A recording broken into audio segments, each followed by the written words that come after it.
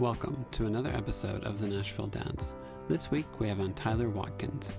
We talk about his time as a Marine, coaching his sons in football, CrossFit, how different both his sons are, and what he values about being a dad. We hope you enjoy the episode.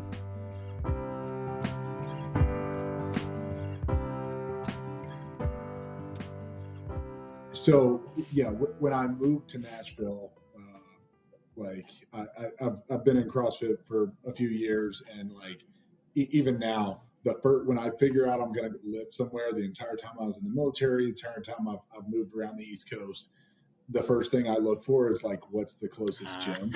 And I actually, my company sent me up there to hey, make sure you want to take this job in Nashville before you actually accept. So they sent me up there on a weekend, or during a weekday, and I came into Trivium, did a drop in, worked out real quick, and Ian introduced himself and was like, "Hey man, what's up, Ian? Nice to meet you." We chatted for a little bit, and just it was great vibes at Trivium. So I was like, man, when I tell my boss I'm going to accept the job, that's going to be my home gym. And I think the first weekend they invited me to their Dadder Days little group, and then it was just in from there. Met Ian. I think Ian was the first person I met, and then met a ton of dudes through that group, and it was great.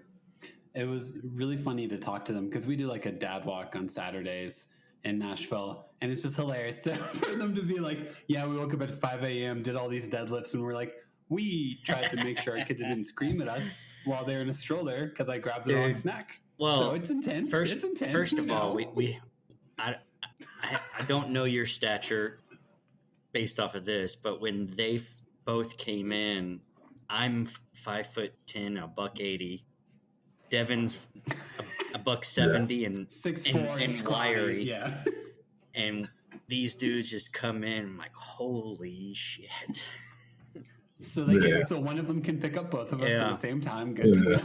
I tell you the truth though, that episode got me to want to work out. Yeah, Justin, are you still keeping up with your routine and stuff of working out consistently, or have you fallen off a little bit? Yeah, no, that's one thing that's keeping me mentally sane right now while I'm doing everything. Because Tyler, right now we are moving, but we also have baby number 2 on the way at the end of October. So. Oh wow. So yeah. Lots. Yeah, that's exciting. Boy or girl? Boy, yeah, a boy. Nice. So we have a 3-year-old girl right now, just turned 3, and we're going to be moving her to a new city, moving her to a new school, and she's going to have a baby boy, brother. So no changes. All within a month of each other. So we're putting her through a trial. Yeah. Kids are extremely adaptable. They do a great job getting it and some stuff. And the younger they are, the easier it is. I have 2 boys. They're 10 and 6. Cool. So they my youngest just started kindergarten this year. He's going through a little bit of growing pains of that. He's at school all day, and then we're deep in football season, and they take it serious up here. So it's we're at practice for him. It's 2 days a week, hour and a half practices. For my oldest, it's 3-4 days a week and a film session. What? Yeah. Hold on a second. A film session? We watch film. Me and him watched film on just him earlier tonight from his game on Sunday, and then we'll do a team film session on Monday, and then Tuesday, Wednesday, Thursday practice, and then they play games on Saturday. So. What? It's pretty serious. I mean, I grew up and playing sports all the time and did a lot of travel baseball, but I've never and I played football in college, but never. I mean, the level that this program up here, this youth program, is taking it. It's truly impressive. But I mean, the kids they enjoy it and they love it. So that's cool. Yeah, it's good, and I'm coaching both teams, so cool. That's a lot. So yeah, I can't watch. It's I'm not a good spectator. I would be losing my mind. I have to be active in it. That's hilarious to me because I still remember growing up. I played soccer and basketball mostly growing up.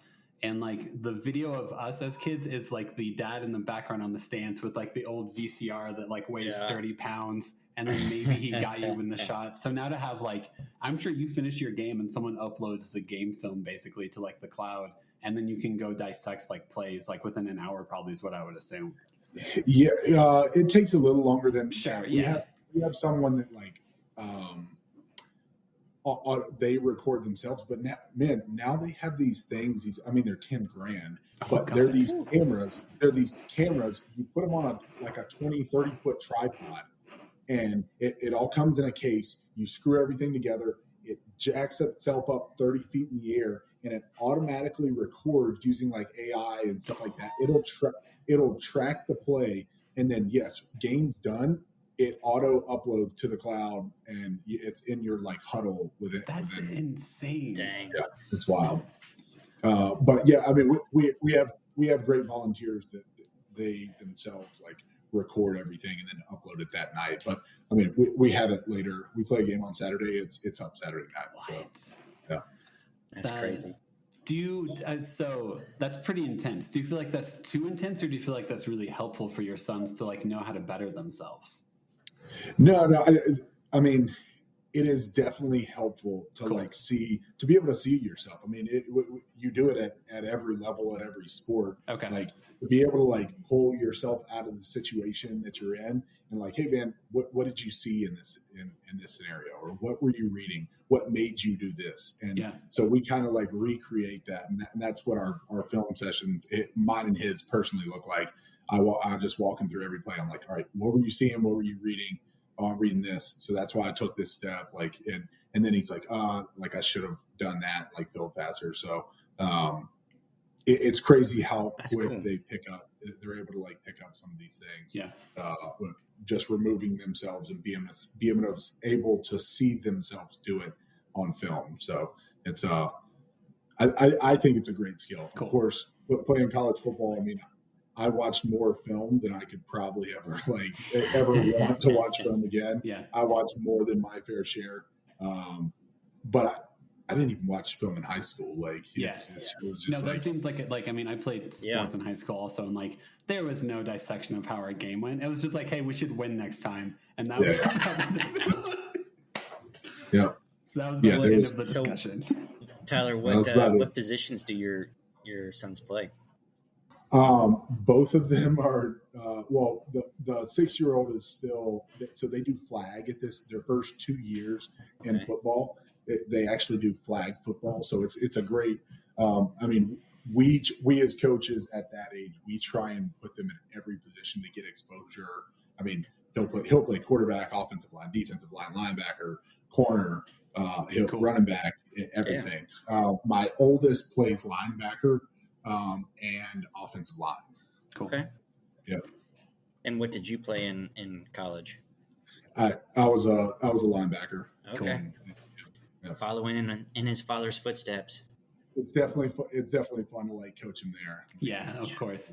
Awesome. Where'd you said you played in college? Where'd you go to college at? Coastal Carolina University. Okay. Down in Myrtle Beach, the Chanticleers. So. It was good. Now we have all the like sexy teal turf. Have you seen? Like, yes, that's right. Yeah.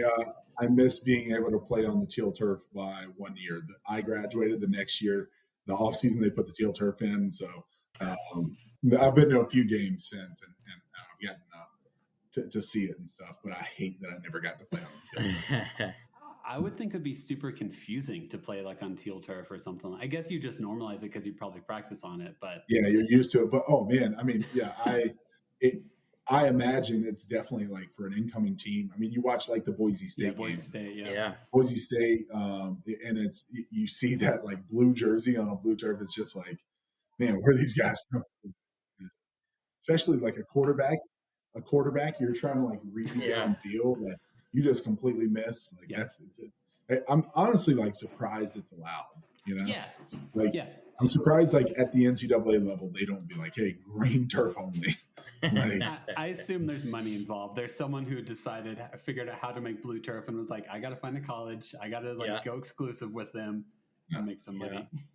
Yeah, if I was playing cornerback, man, I'd Boise State or something like that. I'd go all blue. Yeah. I'd freaking get you see the guys Well, with the ski masks. Yeah, these one days? of the Yeah. I remember one of the plays, one of the guys like laying on the end zone, Yeah, blending yeah. in, That's right. and then he got hiding. up and Yes. Yeah, he laid down just facing Yeah. straight face Yeah. down and just and then they snapped the ball and he got up and ran 10 yards. Yeah, I remember that. yeah, I'd be like, what That's the hell awesome. just happened? Where did that guy come from? How did you get started with the Marines? Right out of college, or Yeah, man. So I had a desire to serve since like a very young age, whether it was like law enforcement or something like that. Um, just had a strong desire since I was probably 7, 8, 9, 10 years old. I considered enlisting straight out of high school. And then I started receiving some football scholarships, baseball scholarships, which ultimately led me to looking at. I looked at some ROTC programs. The desire was always there, Gotcha. but ultimately football money comes earlier. But football money's nice. They do full rides all the time. You have a full scholarship and stuff like that. So ultimately, it felt like the right decision to go to school first, to take the money where I had it. My parents were, of course, very strong influences of hey man, take the money now. Yeah. And you can always go in the military. And man, I had an incredible experience at Coastal. The program was top notch. We had my sophomore year. We had a new coach come in. He was the former CEO of TD Ameritrade. And he was just he ran it like a freaking business. It was, we were locked in, keyed in all the time. And I think right when I got out of college, when I graduated, I quickly realized how much I missed that and still desired that being surrounded by a group of type A, like-minded individuals being part of the team.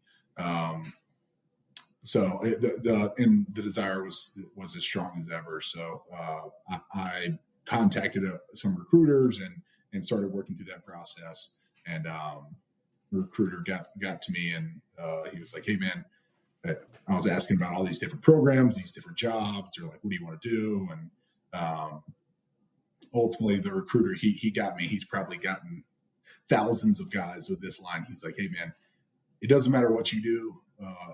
I can't guarantee this with these other service branches, but it doesn't matter what you do in the Marine Corps. You'll be damn proud to be a Marine." And I was like, "You Respect. fucking asshole! Respect.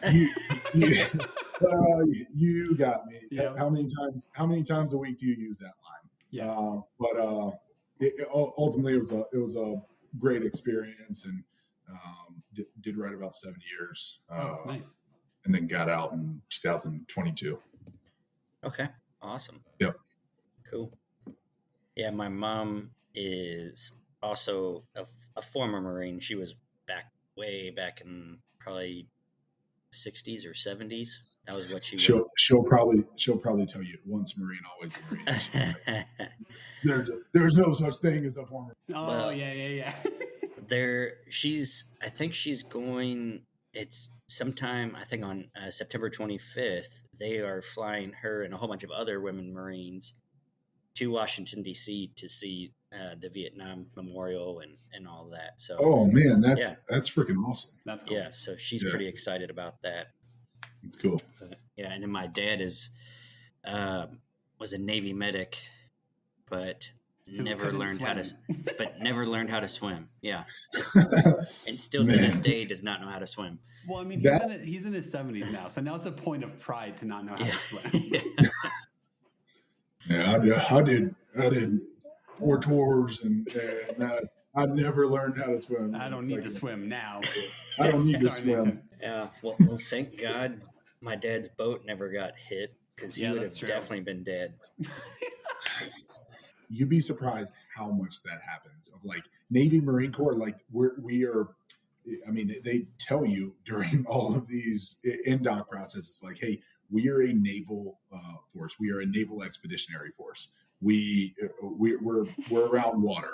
We're around water. We're in water. Like it's like you think if you don't know how to swim or don't ever have any desire to know how to swim, it'd be like, all right, I'm going to stay away from the Navy, the Marine Corps, and the Coast Guard.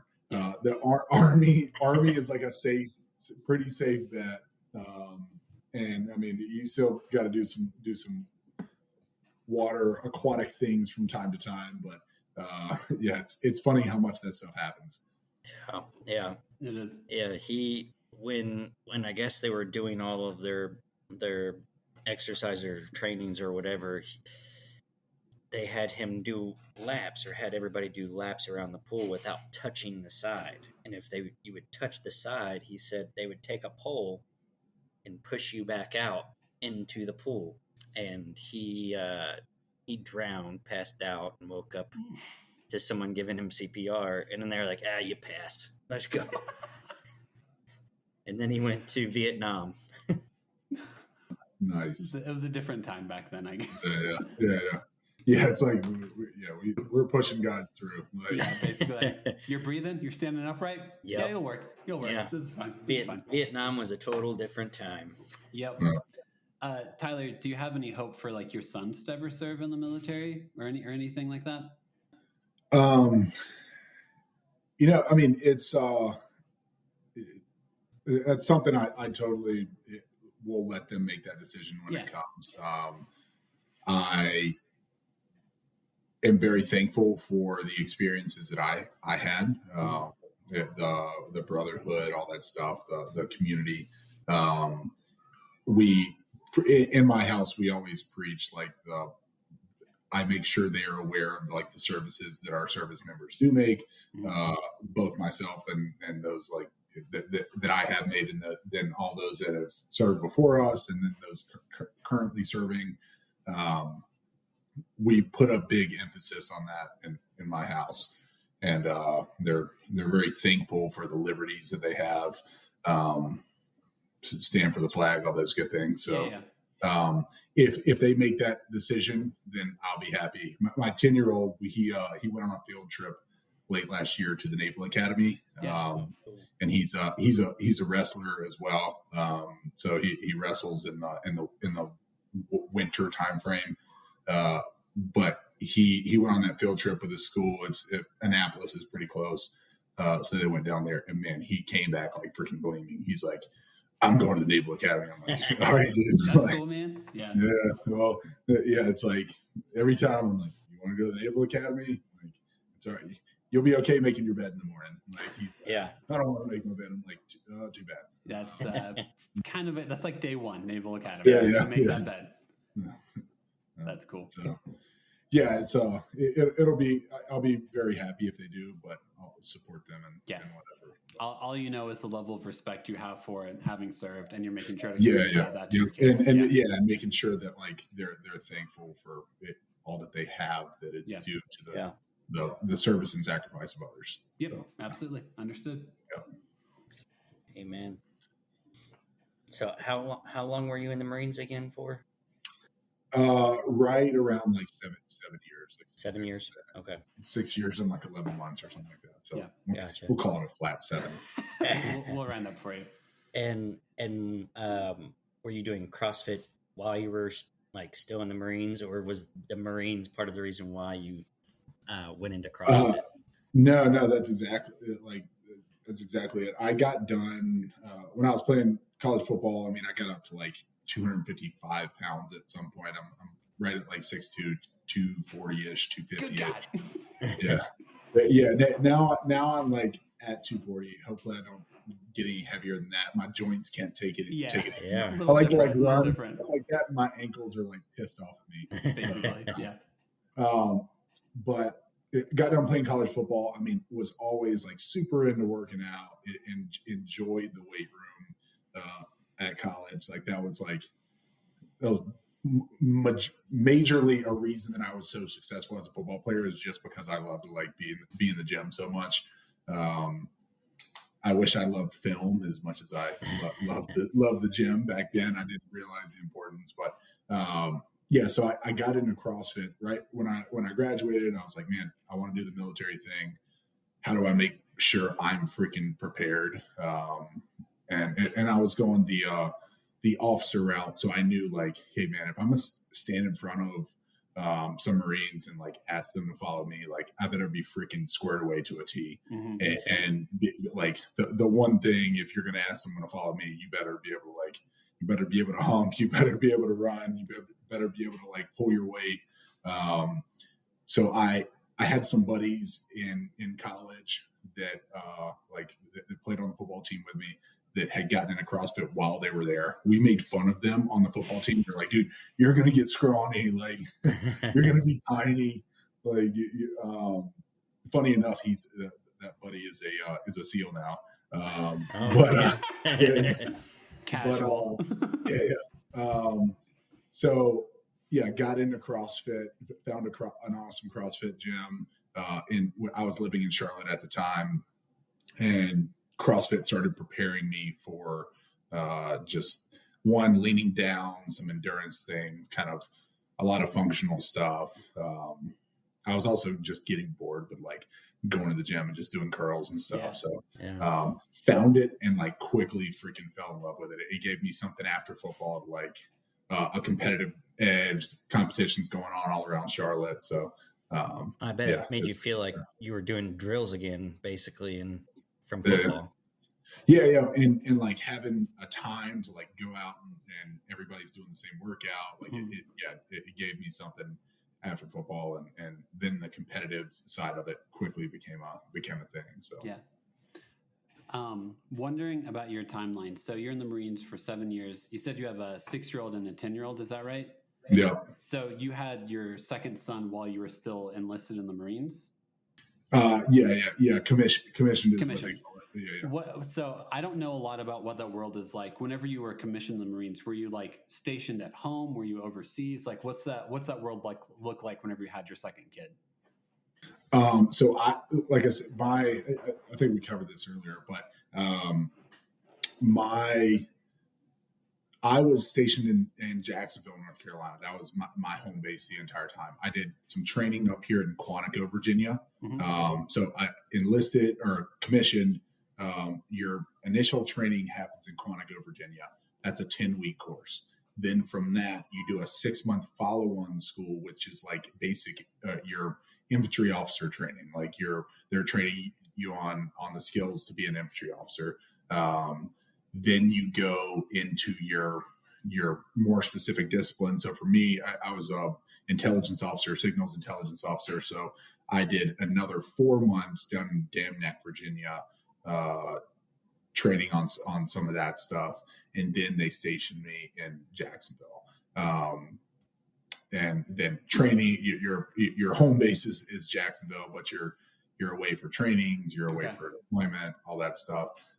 The entire time I was in the Marine Corps, my wife and kids were up here in Mount Airy, where we live now. Okay. It just like, it never really made sense from a timeline and like, hey, how much I was going to be home. Mm-hmm. She was here in her community that she grew up in, friends, family, like living with her parents at the time. Okay. Cool. Which like offered her all this like incredible support that I just wouldn't have been able to give her down there. So yeah, the entire time from 2016 till 2022 or late 2015 to early 2022 in the Marine Corps doing things, and they were here. So cool. That's good. I'm glad that your wife. I'm glad that arrangement worked for you. That your wife could stay in her hometown and still keep community and everything, and be around her parents and all that good stuff. Yeah. It was truly a blessing that like I didn't realize at the time like how much of a blessing it was. I don't know if she did either. I mean, I think it was. Yeah, it probably was harder on me than anyone else because I was like away. But I would get in the car and freaking Friday afternoon after work, freaking book it up 95, like a 7-hour drive, get here, be here through the weekend, drive back. And then when I could get away for long periods of time, of course, come up as well. So, Does it feel differently? I don't know what your current job is. Do you have to travel that much for your current job? No, no, I am like 100% remote. Cool. So this is my office every day. Nice. Um, uh, and, but I do some like federal government sales now. Okay. So I travel mainly in the continental U.S., but every once in a while I'll go. I cover some global accounts as well Cool. for DoD. So I'll go overseas from time to time, but primarily it's just like local travel, like 2 weeks out of the month, but it's like a Monday to Wednesday. Oh, cool. So Nice. it's like I'm gone maybe 2 days out of those 2 weeks. So it kind of just depends, and or it's like local travel to DC twice a week. I'm an hour northwest of DC, so like Wednesday I drive down to DC for an event. So yeah, it's all pretty local, and man, that's a blessing too. I never would have imagined when I was in the Marine Corps, like, hey, freaking 3-4 years from now, I'm gonna freaking work out of my house every day. Well, I mean, I'm assuming whenever you were in the Marine Corps, it's almost like, hey, all right, this week you're in this city, next week you're in this, like almost your ability to control where you would be landed for the week wasn't really in your control. It was like, hey, if you guys need me to be somewhere, that's where I'm going to be. That's the job. So I'm sure I would imagine it'd feel refreshing to now be in a place where it's like, hey, I'm just going to drive down to DC for the day. I'll see it at night. Yeah. No. Yeah, I try and avoid the DC traffic as much as possible. It's like, hey, I'll set a meeting at 10 that then I know and we make sure we're pulling out of there by 2. So. Besides playing football and coaching football, what do you like to do with your sons, or what do you do to have fun with them? I still have a little bit of a video game. Like I enjoy Call of Duty. Yeah, that's fair. we do Call of Duty from time to time. We go in the backyard and we'll throw the football around or stuff like that. They just got a trampoline, but so like they're out there constantly. But so I'll go out there and get on the trampoline, but I'm a little afraid to like jump on that thing. Yeah. I feel like I'm just gonna let your knees go out. Snap that. No, I feel I'm gonna snap that thing in half. Like I'm like jumping and I'm like, dude, I was like, boys, this is a bad idea. Like I'm not gonna jump on this thing. Like I'm gonna fold this thing in half. And I'm like, okay. So that's funny. And then I have a garage gym as well. Cool. Of course, I'm in the gym as much as possible, so they come out there with me, and especially the youngest one, he'll come out there and he like likes to be out there. I strap the band around him, jump, and he likes to do all that stuff. The 10-year-old, it's more like I'll get him out there doing a little bit a few times a week, just to like give him experience to different things. And I mean, he wants to be successful as a football player, as a wrestler. So just like athletic foundational movements, a lot of like jumping, bounding, core work, stuff like that. And he doesn't always enjoy it when we start or when I get him started. But once we get started and get going, he like has a blast. So. That seems like my kids, in which I'm like, hey, let's go do this thing. And they're like, I'm never doing this. And then 10 minutes later, I'm like, hey, it's time to go. And they're like, no, we can't leave now. This is the best moment of my life. Yeah. And you're like, you hated that. What? I'm so confused. Yeah. I'm looking forward to this year. He really, like I moved back. I moved away from Nashville. And like I said, we had the house here, for like a year while I was in Nashville, but I finished up that role and then moved back. Last year, the year just moved way too fast, and I didn't get a chance to get like all the steps set up to start hunting. He's expressed interest in that. Oh, I grew up in South Carolina, so like we did a good deal of hunting. Like all my buddies either had like land we could go hunt at, or like my parents had land, or we lived on land that we could go hunt easily. So he's expressed some interest in that. So we're gonna like get his do the hunter safety courses and take him through that. So I'm excited for that this coming up winter time. I think it'll be a cool experience. So do you hunt with a gun, or do you do like bow and arrow and stuff, or crossbow? Both. It just depends on like bow is typically earlier season, so like you can go out. I love bow because there's a special, unique, like primitive aspect of it. You like Cam Haines? Yeah. I mean, I love watching that stuff, and like shooting a bow is just like so much fun. Like but it's also like fun to dial in from some space out and take the shot. So I'll do both. Justin, what do you normally do whenever you go hunting? I'm the non-hunter. I grew up in southern Indiana, so like I had friends who lived out on farms and they hunted and stuff. And I go to their house and be like, "What are you doing today?" And they're like, "Hunting." And I'm like, "Cool, I'll see you tomorrow." So I just do gun, just rifle. Cool. Yeah, cool. I've never bow or crossbow hunt. I have a crossbow and a bow, but I've never gone hunting with them. Cool. Yeah, it'll be interesting to try to do that. Bow is definitely you got to have your shit together. It seems like, but yeah, bow. That sounds awesome, man. I wish I had that experience when I was a kid because I had zero friends that had land. We lived in Northern Kentucky, Cincinnati. Never went hunting. I never owned a gun until I met my wife. Oh wow! And then now I have like 10 plus guns and all types of fun gadgets. Oh yeah, now I go hunting with her stepfather all the time. Nice. Yeah, that's awesome, man. Yeah, I'm very excited for. I mean, he was just ready to do it last year, and we were just too slow to get things rolling, and busy season. So we're gonna make sure we're prepared this year. And give me an excuse to go buy a lever action 30-06, and there you go. It's for the hunting trip, honey. Sorry, babe. I gotta go buy me one. I really need a lever action 30-06. Exactly. Yeah. Like get a nice cowboy gun. So. Who needs to pay your mortgage? You know. It's a cool bonding experience, though. I definitely got to know Haley's stepdad quite a bit more just from hunting and getting up early, shooting the shit before the hunt and after the hunt, and so I'm sure that'll be an awesome experience with you and your boy. Yeah.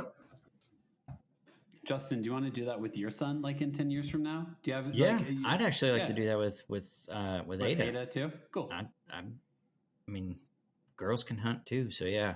She's You said you're moving out to Murfreesboro. Yes, man. If you can find like that one thing, I really we'll be probably doing some deer hunting around here, but like another thing I have on the docket I want to get to is like waterfowl. Like hunting duck. The ducks that just it's just like deer is awesome or like bigger game because it's I don't know, it's a bigger beast. But it's so like you're very quiet. Like duck hunting is very much like shoot the shit. Like you go out there, you can. People are drinking, which they probably shouldn't do. Well, like, everybody's just freaking talking, and then it's just like, all right. Some of the duck blinds are really nice. Like some of these guys, like they have like have you seen some videos and kitchens? Instagram and stuff like that. Like these guys have couches, like video game consoles. I mean, full in their duck blind, and it's just out on water. And it's like, all right, we're gonna walk on this back deck at these times in the day, and we're just gonna shoot our boom, boom, boom, boom, boom, boom. Yeah, exactly.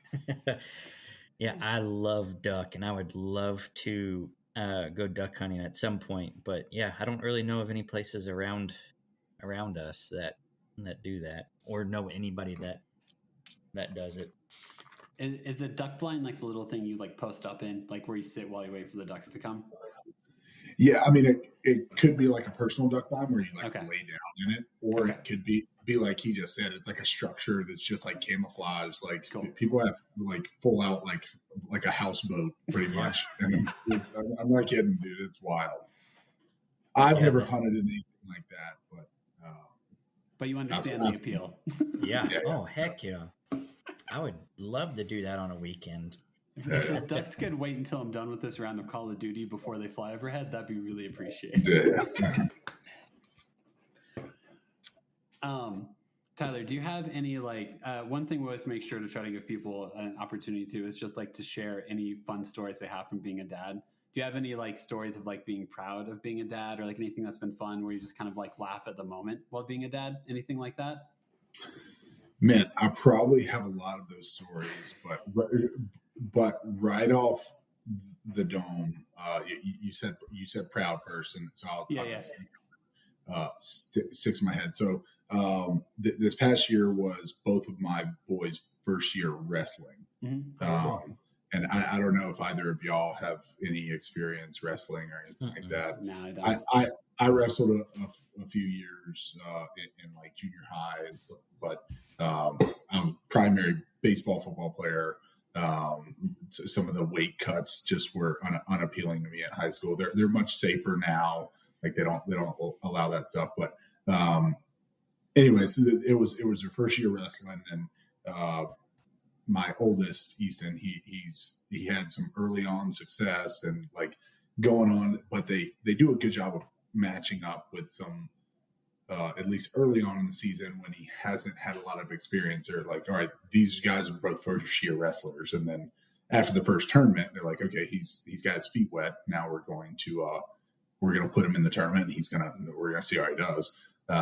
So he comes out there and his first 5 matches, he pinned the kids in 30 seconds. And I'm nice. It's good to see. It's awesome, but you never know. And watching your kid wrestle, it's a totally different experience. I mean, both kids are freaking battling, and the tears start flowing because they're literally just physically exhausted. Mm-hmm. So he's paired up with this other kid. We know his kind of background. He's been wrestling for 5 years already. So he's in his fifth year of wrestling, a pretty muscular kid for 10 years old. We're oh man, it's going to be tough. And, man, he went all 3 rounds. It's 3 3-minute rounds. So went, all 3 rounds, balls to the wall, fought. I mean, both of the kids are literally just crying, and he's fighting the whole time and gets him at the last second with 5 seconds left, gets him with a single leg takedown, and just collapses. But that was probably the coolest, I guess, proud moment, because you just see that, hey, they have that fight in them, Yeah. That fight that's so necessary to really deal with what the world these days is gonna ask of you as you get older. And I think we as fathers try and develop them and prepare them for that. Mm-hmm. So to see that some of the stuff that I've done with him to kind of instill some of that has rooted and taken effect to where he can tap into that if necessary. So I was freaking tearing up on over my wife's you're crying, aren't you? I'm no. I'm also sweating. I can sweat. That was a super proud moment. But I mean, goofy moments. I mean, too many to count. I'm like a big kid with them. I get goofy with them, and it's they're fun. I mean, kids are the ultimate blessing. So, are there personalities the same, or are they just complete opposites? Tyler's shaking his head no. But it's funny. They each have different blends of my wife and I in them. I see some of the tendencies. My 10-year-old is very he's very caring and a lot like my wife in some of those aspects. But he also, like I said, he has that he can tap into that aspect of me if he needs it, and he is very he likes his stuff organized and he's kind of meticulous, and I'm very much that way. But my 6-year-old is an absolute freaking savage, man. He's like, he is the kid that's, you're like, man, how did you just get that messy? Like, bro, how did like chicken, like you're sitting here, how did your dinner end up across the living room? Like, bro, I handed you a banana. Like, how does it look like that? I mean, with everything, it's just, he is a mess all the time. Like, he's got a sweet little like flowy mullet right now. So it's just like, it like matches his personality. So there's a lot of similarities in them as well, but they're so different.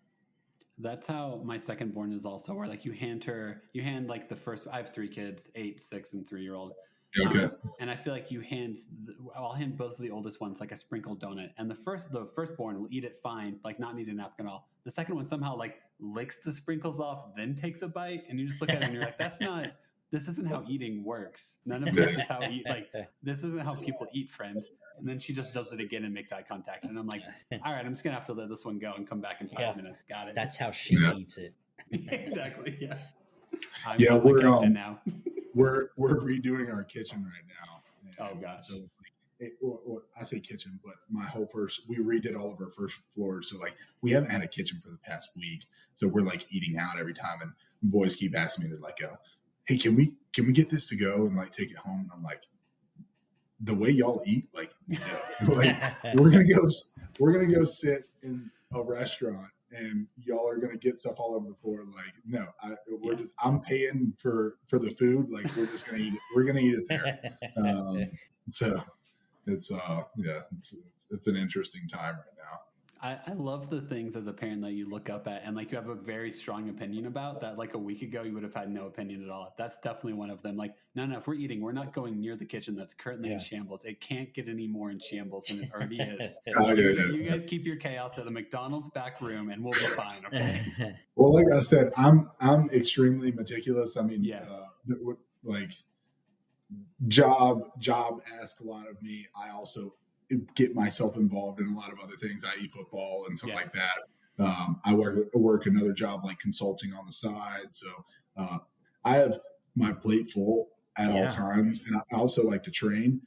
So if my space is not in order, like, I mean, the military does a great job of like, if they do anything well, it is like molding you into what they want you to be, which is someone who like makes their bed every day and like needs organization, needs cleanliness, like, and they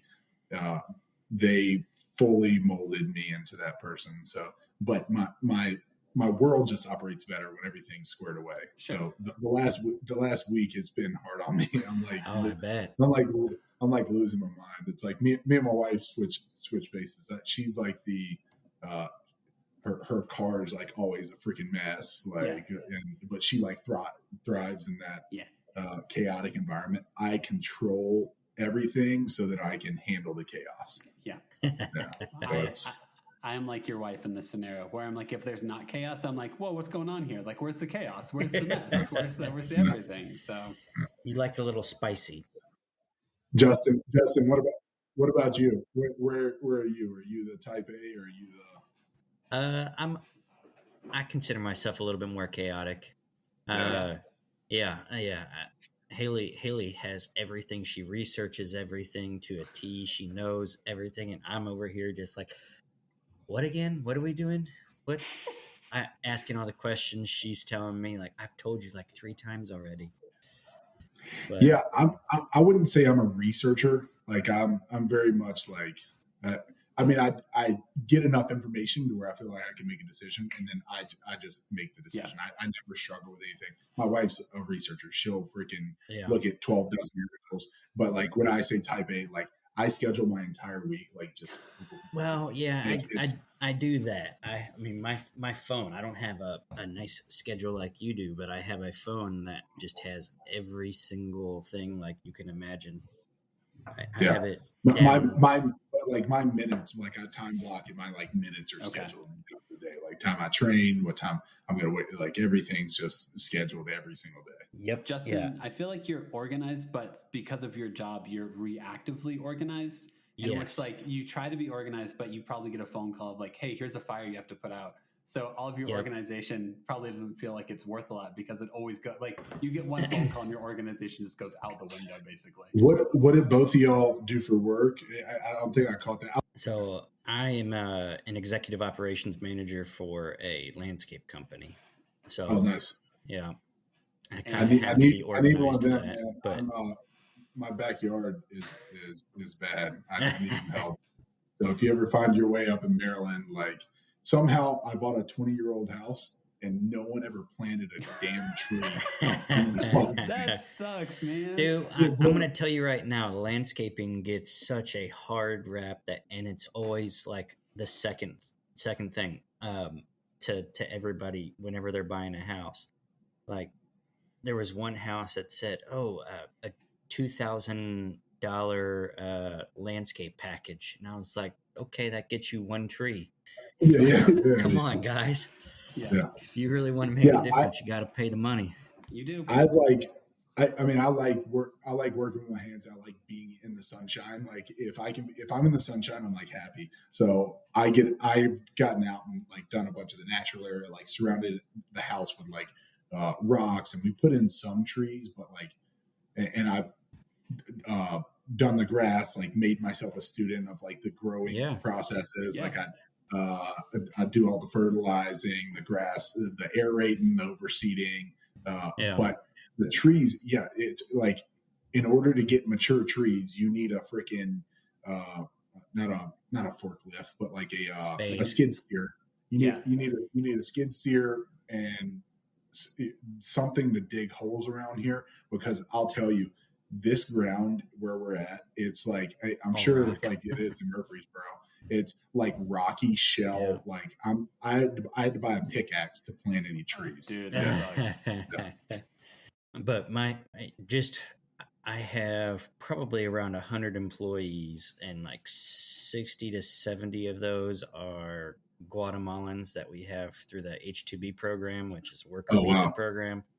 Yeah. So with those 100 employees and hundreds of commercial properties, that's what we work on. There's always something you have crazy to be involved with. Oh, my dad, growing up, we had a landscaping company, and he pretty big operation. I mean, he had 50 trucks at one point. Oh, and wow. He was lucky enough to sell it and get rid of it right around the 2008. Yeah, that is lucky. So he was lucky enough to get rid of it.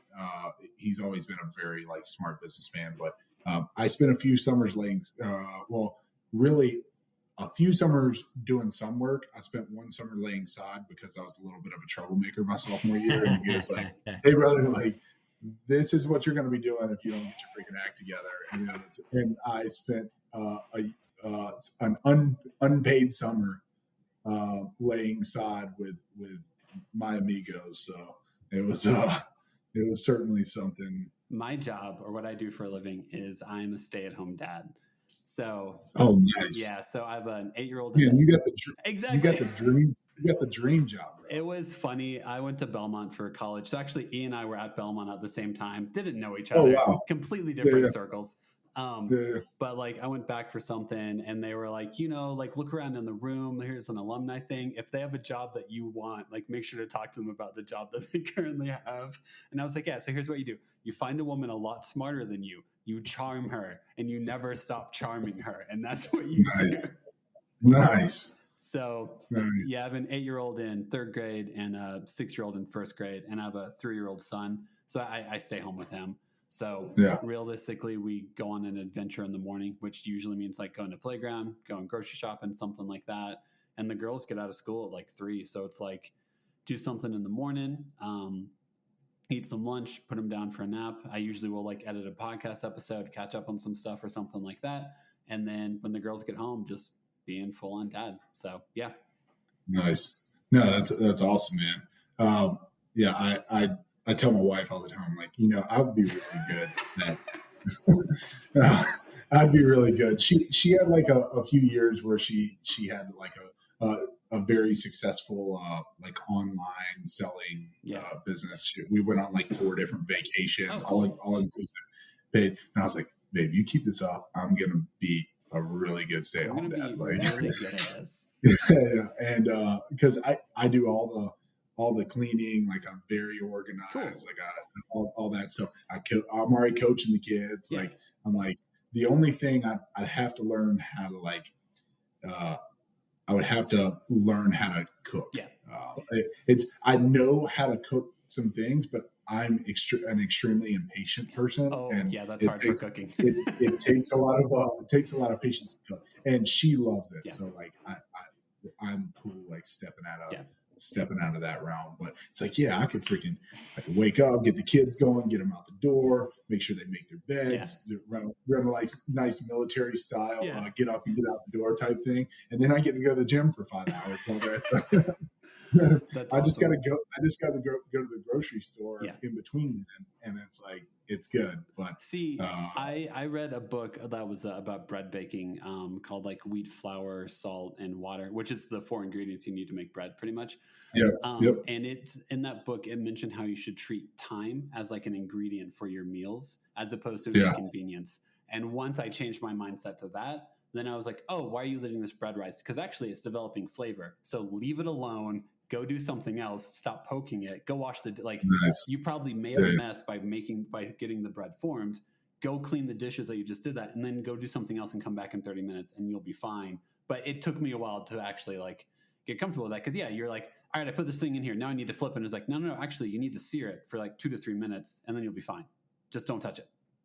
Nice. No, that's a great, if all I had to worry about was like if it was entertain the kids, or like if I didn't have the 2 jobs, I could probably like be more patient. Yeah. But now it's just like not so much. That would be another tough thing for me. Is like when they're very little, like that's like I am just an impatient person, and it's something as a dad I always try and like work on, like know your weakness and seek self improvement. And that was always like a super tough thing for me, that my wife has always like been super strong. It's like she's very good at like getting on the floor and just playing with the kids in whatever their imaginative space they're in for hours on end. I've got like 15 minutes and I'm like thinking about like the other 12 things I gotta do. But it's about quality time, not quantity time. In those moments, I normally just try to figure out music for us to listen to together. Cause my mind definitely, after like 10 to 15 minutes of playing with Marble Run, I'm like, I'm good. I got other stuff to do. So I'm like, hey, listen to some music. And then kind of like, then I'll see how they react to like different music and stuff and like feel out that world. But like, no, I'm not going to act like I know how to sit on the ground for an hour and play with Barbies. I don't know how to do that. You get about 10 minutes for me. That's about it.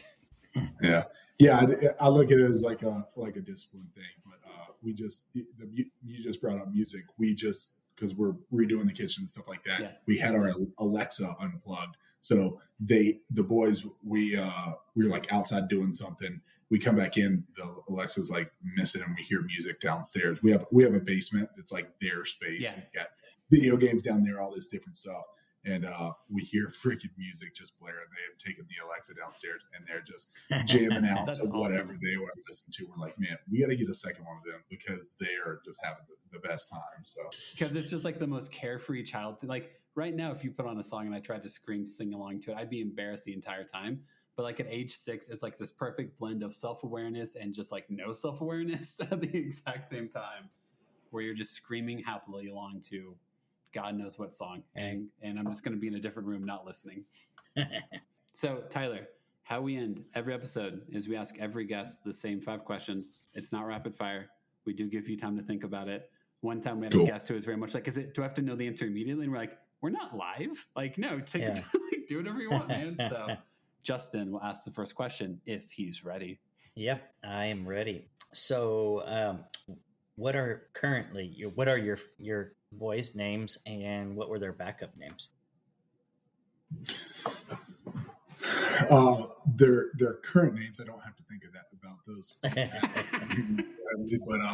But current names is Easton is the 10-year-old, and then Luke is the 6-year-old. Okay.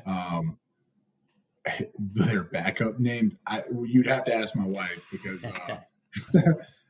I do not know. I can't even remember like I was wanting their names to be at the time. But I probably wouldn't have had a whole lot of say in the matter anyway. I would have. It's like, Luke's backup name was Marcus Aurelius. Yeah. Like, it was Tyler Jr. Yeah. So I don't know. That's a great question. You'd have to ask her. Fair enough. You would be surprised how many dads are like, yeah, if we had a backup name, you have to ask my wife because realistically, she decided for the first name also. So yeah, it's like just something like what's the manliest name that you could possibly think of? Like Manly McManlyson Watkins. That's what. Marcus Aurelius is a pretty like heck yeah, it's pretty solid. Next question: do you have a favorite TV dad? TV dad, 100%. Phil Dunphy. Yes. Okay. He is now becoming our most common answer for favorite TV dad. Man, it's just like I just every time I watch him, one, he's hilarious, but like there's just so many qualities that I like. I want to create more of in myself. You know, like he is just like, and I know it's freaking TV, man. Like he's just like ever present in whatever the kids like care about, and then he's just like so. I don't want to say not really sentimental, but like you could tell it like means the moments like really means something to him, and he does a good job of appreciating them. So yeah, I think that actor, Ty Burrell, did a really good job of leaning into the sentimentality of being a nerdy dad. Like, cause he's nerdy as hell. He has awful jokes, but his he was always able to embody from like his body language and all that stuff that he deeply cared about, like his kid, no matter what he was doing. Yeah. All right. Next question. Do you have a least favorite kids show or movie that just drives you insane? Man, I don't like any of them. Across the board, all crap. There you go. Yeah. Any of the new stuff, I absolutely like despise all the new stuff. Like even like it's my wife like really likes it, like Bluey. Yeah. She says, oh, it's like great stories, but just something about like the tone that it's always in. Like every once in a while, I mean, everything's streamable these days. Like every once in a while, our kids will get stuck on something that like we watched when we were younger, and like that's always awesome to like see that come back around, because I feel that a lot of the shows when we were younger had so many. I guess programming is a good word. A lot less programming. They've started watching here recently The Simpsons. I was raised on The Simpsons, so you're good. Is it completely appropriate for my 6-year-old? I don't know. But, it's like we're sitting there watching it, and there's really if you think about it from when you're not watching an episode, you're like, man, The Simpsons is awful, but really it's not. It's pretty dry. It doesn't have a whole lot of inappropriate things. So that's. If I don't know if that was going to be the next question of what's my favorite, but you're good. You can say The Simpsons, but Simpsons is I've enjoyed them watching that. Well, Simpsons is like a lot of slapstick humor, which is almost like old Looney Tunes. Like there's the one where Sideshow Bob breaks out of jail and wants to murder Bart, but and they get put in witness protection. And like there's an entire 3-minute bit where he just steps on rakes that keep hitting him in the face over and over and over again. That's slapstick. That's not inappropriate. It's just stupid slapstick humor, and still makes me laugh to think about. Yeah, and we went back to like OG, like they went back to the first season, and like my wife is like, "Dang, how old is this show?" Because some of the cartoons, like the original cartoons in the late '80s, I mean, it's pretty. It's not what you see these days. Yeah. Yep. It was like, I think 87 or 88 is whenever it started. And I was raised on The Simpsons, hence my constant sarcasm. And I could probably, if you're like, I could probably quote it with your sons, like random moments, random things of it, because it just is embedded in my head. So I was raised by The Simpsons also. Nice. Next question. Favorite kids toy or activity? Like a toy or activity that your sons do that whenever they do it, you actually enjoy doing it also? Oh man, Nerf guns. Heck yeah. We even like got into like a little bit where, I mean, we would do all out Nerf wars. We started like spray canning them. So like I took them out in the backyard, like showing them how to take them apart. You like, were modding your Nerf guns? Like camouflaging them out so awesome. they look like freaking. They're like, oh, I want mine to be like this. I wanted to have like some tiger stripes and stuff like that. Dude, there's some pretty impressive guns out there now for Nerf guns. Oh man, yeah. It's impressive some of the stuff that like I see we have, and then some of their friends have. Like it's like straight up mini guns. Mm-hmm. Like I mean, 100 round dart drums that it'll just roll through there. But the downside is those things end up all over my house. Oh, so, I bet. It's like we have a Nerf war, and I'm picking up Nerf bullets for like the next 12 days. I'm sure with your personality, you love that. You love picking up messes for the next 2 weeks. Oh yeah.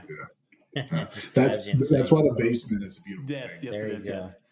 Everything down there. You can be like, Dad will be crazy OCD about upstairs. Downstairs is your realm, and I will leave it alone. Yeah, I tell them that's straight out my rule. I'm like, when their friends are over, I'm like, listen, you got 2 places that like the rest. This is my house. the downstairs is your space. You do whatever you want down there. Don't break anything. And then when y'all are done, y'all will clean it up. But if you want to freaking dump everything out, and just lose your minds and for the next 8 hours, go ahead. And then outside, get outside, be outside and just run and play and do whatever you want out there. I don't care. Just don't hurt yourself. Yeah. Or the house. Don't punch any holes in the wall, please. I don't want to deal with that. Don't ruin the house. Exactly. All right. Next question. What is one moment of your kid's life you're most excited to be a part of? It could be both of them or just one in general. Man, that is a tough one right now. That is the toughest out of the 5. Yeah. I mean, I guess what all this whole podcast is about, like the one day that I get to being, from what I understand, being grandpa is like pretty cool. Yeah. Like, and then 2, just, I mean, I don't know about y'all, but like I'm a completely different person in the trajectory of my life. Like we had our first kid and I was 20 years old. And, so like pretty young. I mean, the trajectory of my life would probably look very different. And, if I had not had kids. So,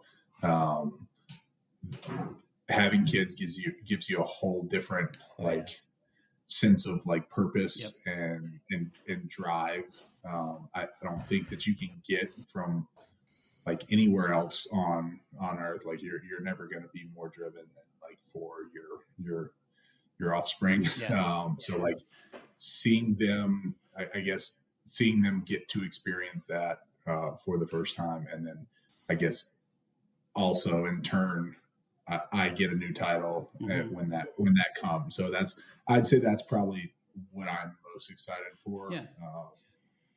But I mean, hopefully there's a lot of awesome milestones, and that's like years down the road. I tell my wife all the time. She's like begging me for number 3, and I'm like, babe, you realize we could be grandparents in like 6 years.